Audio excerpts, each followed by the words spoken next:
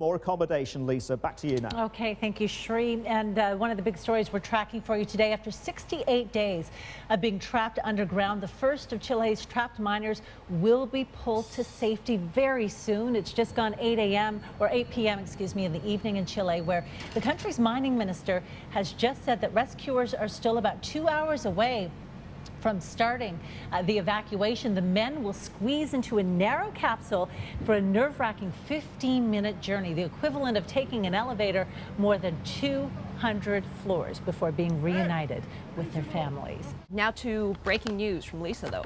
Okay, thank you so much, Carrie. And the breaking news is, thank goodness, another miner in Chile back on the surface. The dramatic rescue of the 33 miners continuing. He's hugging his daughter there now, 69 days. Since they last saw one another. These shots are live of the 31st miner to be freed. It is Pedro Cortez.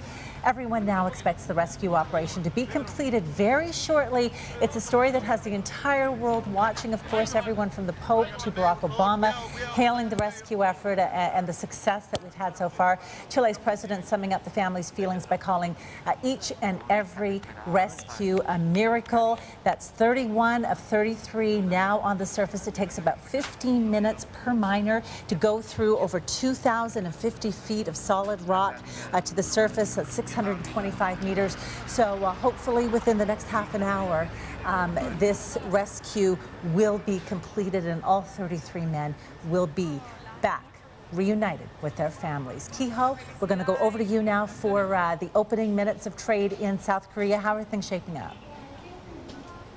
Thanks for staying with us on Squawk Box. We've got great news for you right now. The last of the 33 miners trapped in a mine in Chile has started his ascent to the surface. It's going to take about another 13 minutes to get him up there, but boy, they're almost there. It's been 69 days for these guys trapped underground ever since August 5th. Can you imagine? I mean, think of everything you've done since August 5th, and those poor guys have been trapped underground, and now they're on top, being reunited with their families. The celebrations have started as we flip to the scene on the surface of the mine.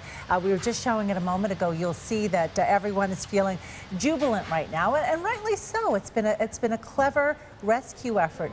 Very difficult, not easy to do, but they pulled it off, and these men are now almost all of them reunited with their families. Well, getting back to business news, according to recent research conducted by McKinsey, Asia is one of the hottest areas of internet growth, with China and India forecast to add 700 million internet users by 2015. But not all of Asia is at the same stage of development. At the National ICT Conference hosted by Malaysia's Multimedia Development Corporation, CNBC's Sri Jagaraja spoke to Hugh Mason, the director at JFDI.Asia, a technology incubator, and started by asking him why hasn't Asia yet produced a Google or a Silicon Valley equivalent.